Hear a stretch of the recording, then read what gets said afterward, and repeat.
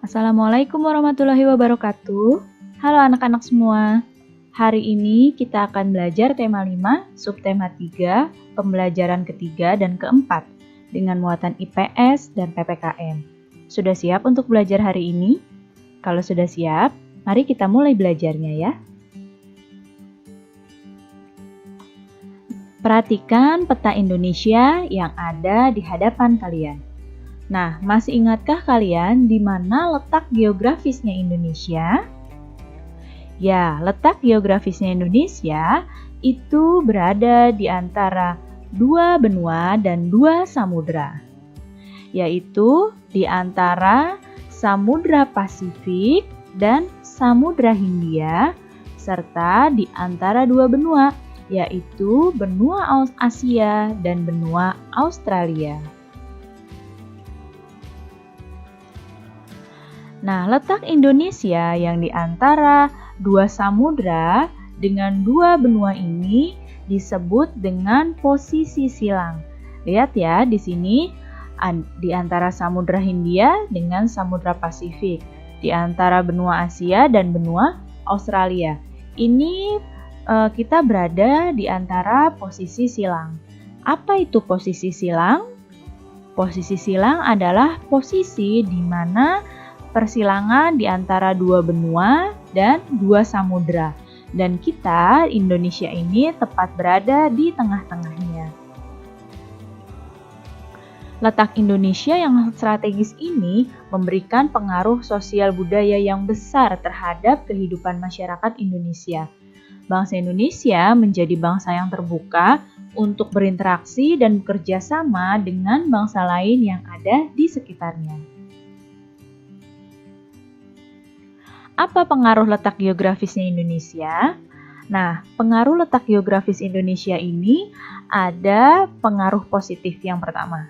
Pengaruh positifnya bagi Indonesia, yang itu terjadinya percampuran antara budaya Indonesia dengan budaya asing. Hal ini membuat budaya Indonesia semakin beragam. Percampuran atau akulturasi budaya ini sudah terjadi sejak dulu kala. Seperti contohnya wayang. Wayang itu merupakan percampuran antara budaya Indonesia dengan budaya dari India, yaitu budaya Hindu-Buddha. Kemudian batik. Batik di wilayah pesisir seperti batik Cirebon dan batik Pekalongan itu mendapat pengaruh dari budaya bangsa Arab dan Tionghoa, sehingga batiknya menjadi berwarna cerah. Dan hal-hal seperti itu menjadi budaya Indonesia semakin beragam. Dan percampuran ini membawa hal yang baik bagi Indonesia. Pengaruh positif berikutnya adalah memudahkan Indonesia untuk menjalin hubungan dengan bangsa asing. Karena letaknya Indonesia tadi sangat strategis ya. Nah, selain pengaruh positif, juga terdapat pengaruh negatif. Pengaruh negatifnya, yang pertama, banyak budaya daerah yang tersingkirkan karena masuknya budaya asing. Jika kita tidak memilah-milah budaya asing yang masuk, budaya asli Indonesia itu lama-kelamaan bisa tersingkirkan.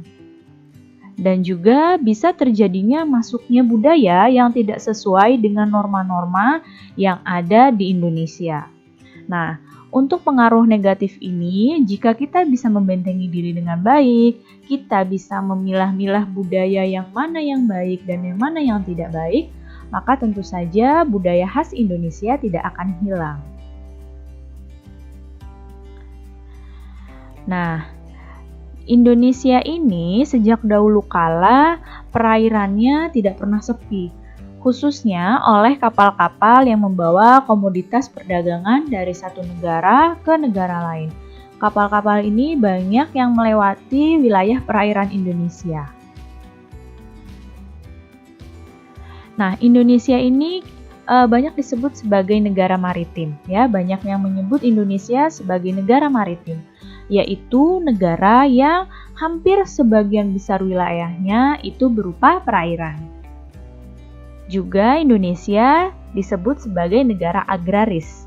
Mengapa disebut sebagai negara agraris? Ya, karena Indonesia banyak menghasilkan hasil pertanian, sehingga Indonesia disebut sebagai negara agraris. Negara maritim ini, Indonesia ini punya juga potensi maritim. Nah, apa saja potensi maritim yang dimiliki oleh Indonesia? Yang pertama, potensi maritim yang dimiliki oleh Indonesia adalah pariwisata bahari yang menarik. Ya, jadi pariwisata kelautan yang menarik. Kemudian Indonesia juga memiliki minyak bumi yang melimpah, serta sumber daya laut yang beraneka ragam, seperti sumber-sumber makanan laut, udang, kemudian contohnya lagi ikan tuna, rumput laut, dan masih banyak lagi sumber daya laut yang beraneka ragam. Nah, tadi adalah potensi maritim. Sekarang, apa potensi agraris dari Indonesia? Pertama, potensi agraris yang dimiliki oleh Indonesia sebagai negara yang agraris atau negara yang sebagian besar wilayahnya pertanian, yaitu kita memiliki ketersediaan lahan. Nah, ketersediaan lahan ini didukung dengan tanah yang subur. Indonesia itu tanahnya sangat subur ya. Kemudian, Indonesia juga memiliki iklim yang mendukung. Nah, di iklim yang mendukung ini, ketersediaan lahan, kemudian tanah yang subur dapat menghasilkan tanaman yang unggul. Jadi, ini adalah potensi agraris dari negara Indonesia. Potensi maritim dan potensi agraris ini harus didukung oleh sarana komunikasi dan juga sarana transportasi yang memadai. Untuk apa? Untuk memudahkan masyarakat memenuhi kebutuhannya. Pertama, potensi maritim dan agraris ini jika didukung oleh sarana komunikasi, maka akan memudahkan Indonesia untuk saling berkomunikasi. Seperti yang kita tahu, Indonesia ini kan negaranya terpisah oleh pulau-pulau dan di sini banyak perairan. Nah, untuk saling berkomunikasi, jika telah didukung dengan baik, maka di wilayah manapun kita bisa berkomunikasi dengan baik. Ya, jadi misal orang yang ada di Sabang bisa berkomunikasi dengan orang yang ada di Merauke dengan teknologi. Kemudian potensi maritim dan agraris ini juga didukung oleh sarana transportasi. Nah, sarana transportasi ini memudahkan masyarakat untuk memenuhi segala kebutuhan dari mulai bisa melalui transportasi darat, transportasi laut, dan juga transportasi udara. Nah, apabila sarana komunikasi dan transportasi ini sudah memadai, maka potensi maritim dan agraris Indonesia juga dapat ditingkatkan. Hal ini tentu saja akan mengarah pada tercapainya pemerataan kesejahteraan penduduk Indonesia. Sekarang, coba lihat gambar yang ada di hadapan kalian ini. Pernahkah kamu melihat peristiwa serupa terjadi di sekitarmu? Ya, peristiwa ini biasanya kapan terjadinya? Betul sekali, biasanya peristiwa seperti ini terjadi menjelang peringatan ulang tahun Indonesia. Ya, ini adalah contoh peristiwa gotong royong yang sering terjadi di lingkungan. Masyarakat Indonesia itu terkenal ya dengan budaya gotong royong. Nah, budaya gotong royong ini merupakan penerapan nilai-nilai seperti saling membantu, peduli, serta saling menghormati sesama anggota masyarakat. Nah, nilai gotong royong ini sudah lama diturunkan oleh nenek moyang bangsa Indonesia dan masih terus dijalankan hingga sekarang. Dalam kegiatan gotong royong, kita tidak membedakan suku, agama, profesi, dan juga bahasa. Nah, karena itu gotong royong dapat memupuk rasa persatuan dan kesatuan yang ada di masyarakat.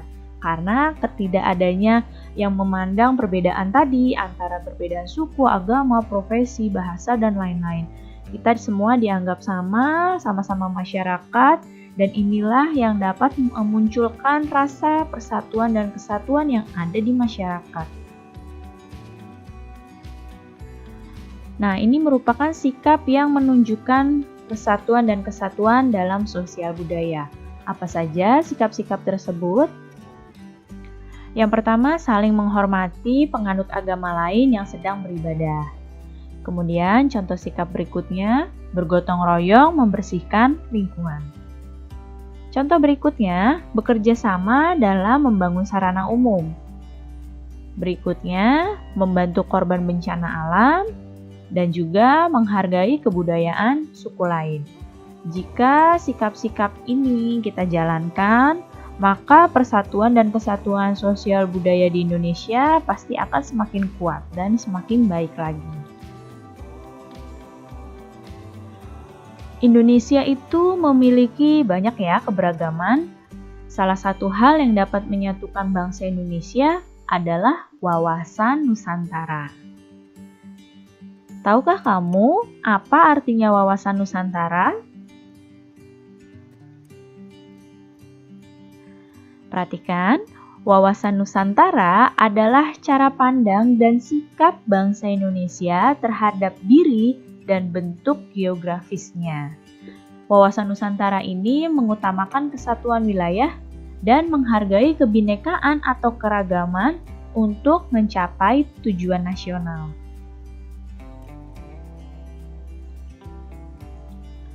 Apa saja cakupan wawasan Nusantara?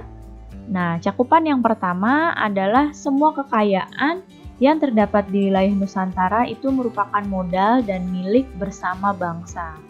Cakupan yang berikutnya, tingkat perkembangan ekonomi haruslah seimbang untuk seluruh wilayah di Indonesia. Dan kehidupan perekonomian di seluruh wilayah Nusantara merupakan satu kesatuan ekonomi dan ditujukan bagi kemakmuran rakyat. Baik anak-anak, cukup sekian ya penjelasan Ibu kali ini. Mudah-mudahan kalian paham dan mengerti. Terima kasih anak-anak semua, sampai jumpa lagi. Wassalamualaikum warahmatullahi wabarakatuh.